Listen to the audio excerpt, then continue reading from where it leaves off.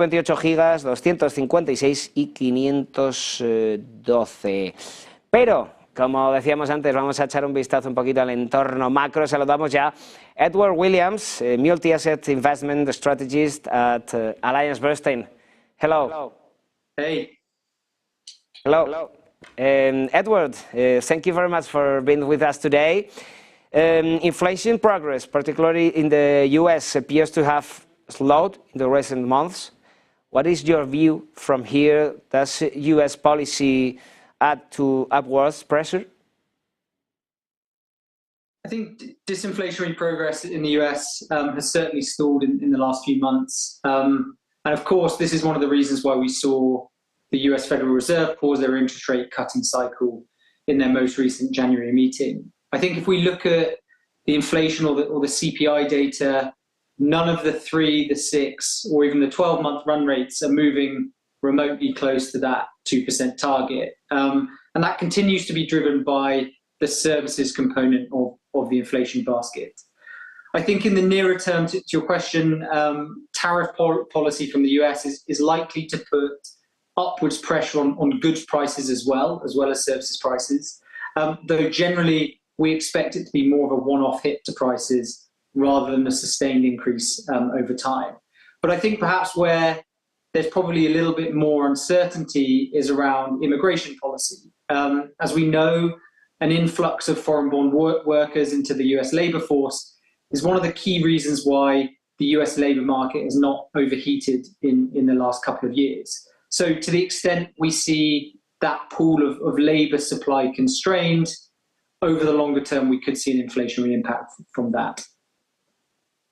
And Edward, what does the mean for monetary policy? Do you think the Fed's next move is up or down? Well, I think one of the key themes we really expect to play out this year is this idea of divergence. And I think this is directly kind of relatable to how central bank policy is likely to play out.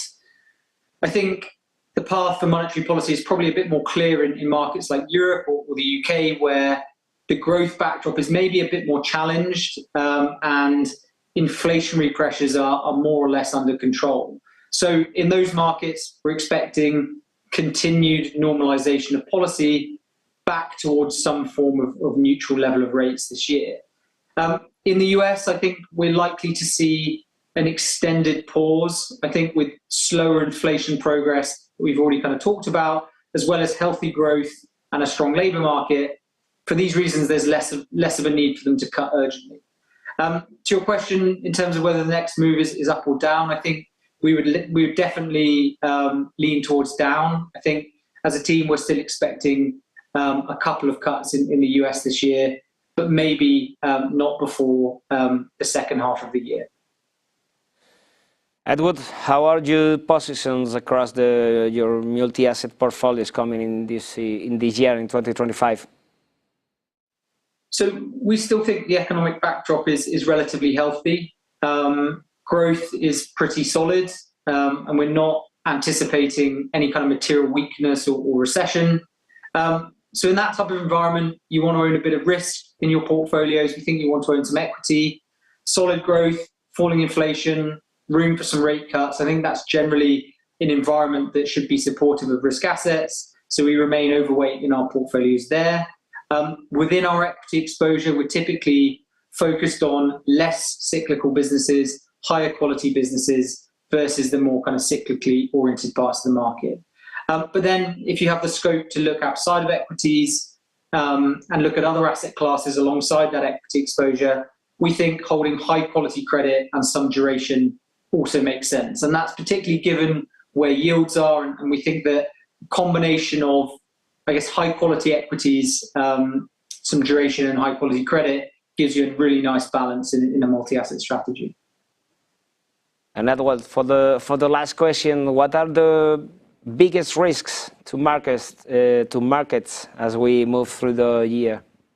Sure, I think it's very hard to look beyond geopolitical tensions and trade policy. I think both from the US, but also in terms of any retaliation that we might see. I expect that really to continue to be the key driver of volatility over the next few months. Alongside that, I'd probably say valuations, particularly within the United States, and they can continue to look very, very rich.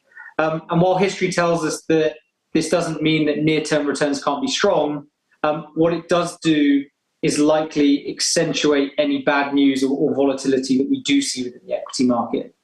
So in terms of how to position for that volatility, I think multi-asset strategies remain very well positioned.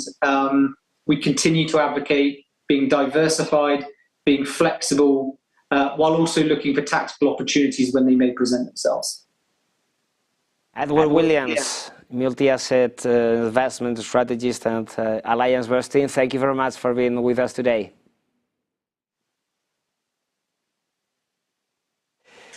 En los próximos minutos, como decíamos antes, vamos a comentar un poquito esas palabras de ayer de Elon Musk, que